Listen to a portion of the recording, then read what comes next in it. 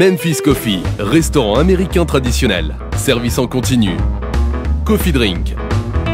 Plat servi à table. Memphis Coffee, 48, route de Juxey à Épinal. Très accroché de bout en bout. Il n'y a jamais eu plus de 3 buts d'écart en faveur d'une équipe ou d'une autre. C'était tendu les 15 dernières minutes, c'était égalité ou plus un pour eux, égalité plus un pour eux.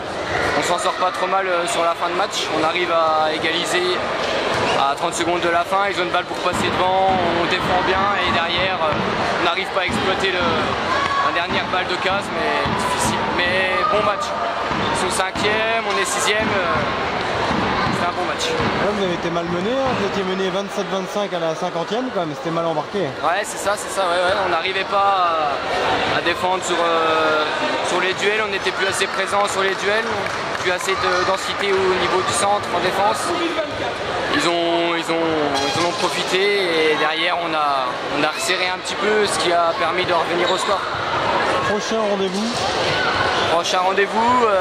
Cernay, à la maison je crois. Pas le week-end prochain, dans 15 jours il me semble. Un match qui va être aussi je pense difficile parce que Cernay, je ne sais pas s'ils peuvent encore se maintenir ou pas. Mais il va falloir s'accrocher aussi, rien de facile. C'est compliqué de finir une saison sans enjeu comme ça, comment vous le voyez? Je ne sais pas si c'est difficile, non c'est pas difficile parce qu'on prend tout ce qu'il y a à apprendre.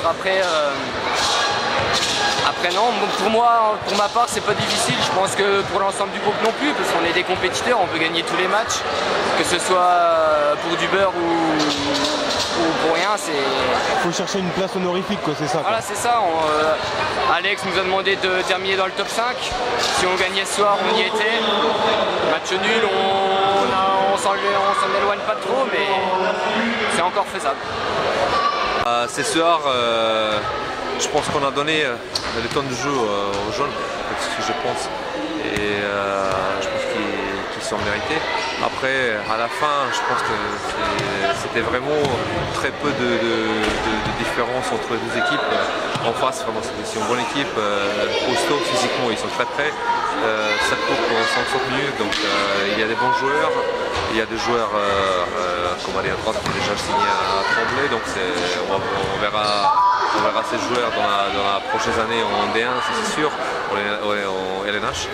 Après, sur notre jeu, je pense qu'on était un petit peu mené à la fin, surtout en défense. On a pris beaucoup de buts faciles, tir de 8 mètres et demi.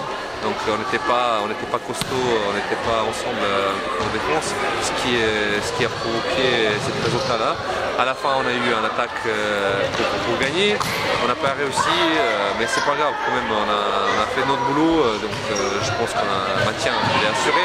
Maintenant on joue pour le plaisir et maintenant je pense que les joueurs qui ne sont pas joués pendant toute l'année, ils vont avoir le temps de jeu jusqu'en fin d'année, donc il nous reste encore 3 matchs je pense. 2-3 matchs, oui, je pense. Alex Chebel a fixé le top 5, oui. C'est réalisable? Oui, c'est réalisable. C'est réalisable. Après, je pense que quand tout le monde y joue, quand on est un petit peu relâché psychologiquement, je pense qu'on peut donner beaucoup plus, quoi. Surtout quand on joue à la maison, dans notre public, je pense qu'on se donne un peu plus pour accomplir la spectacle et donner le plaisir aux gens qui viennent nous voir. Et pour conclure, Nicolas, est-ce que tu peux nous confirmer que Yannick Birkel et toi-même prenez votre retraite à l'issue de la saison, retraite sportive? Pour Yannick Birkel, je dirais oui. Pour moi, on s'est vu, donc officiellement, je dis oui, j'arrête, mais on s'est vu dans la semaine dernière, donc je suis en train de réfléchir encore. Est-ce que je vais être là pour aider l'équipe un petit peu encore l'année prochaine ou quoi, on verra. Donc ça dépend de ma situation, ça dépend de recrutement, ça dépend de beaucoup de choses. À toute façon, je pense que dans la prochaine semaine, on va se mettre d'accord. Est-ce que je veux continuer? Est-ce que je veux rester ici comme entraîneur adjoint?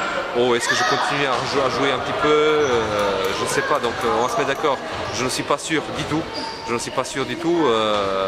En début de l'année, j'ai dit c'est mon dernière année, mais maintenant il y a des autres paramètres, oui, qui disent que peut-être je continue encore un an comme joueur. Donc on verra. De toute façon, on vous tient au courant au plus vite possible. Donc, tu aurais encore envie de rechausser les baskets pour les matchs à domicile, par exemple? Oui. Donner un coup de main, quoi. Oui, un coup de main. Si l'équipe il a besoin un coup de main, surtout à la maison, parce que normalement, c'est en fait c'est la règle. C'est la règle. Première saison dans une division, normalement c'est facile, je dirais. Entre guillemets, comme la première partie de la saison, on a fait une très bonne première partie de saison. Après, deuxième saison, d'habitude, il est beaucoup plus dur parce que vous avez attendu. C'est ça. Donc tout le monde il nous attend et ça va être beaucoup plus dur, surtout vu l'équipe, par exemple Tremblay qui va monter l'année prochaine, qui va jouer en N1. Il aura certainement 3 descentes, donc ça va être beaucoup plus dur que cette année. Pas de nouvelles de l'hypothétique création d'une D3? Je crois pas. Je pense que ça va rester comme cette année. Peut-être l'année prochaine, ça va être 4 poules de 8 équipes. Donc c'est pas décidé encore. On ne sait pas du tout.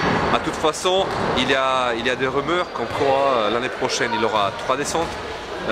Et avec les 3 descentes maintien, il faut vraiment serrer les fesses comme on dit.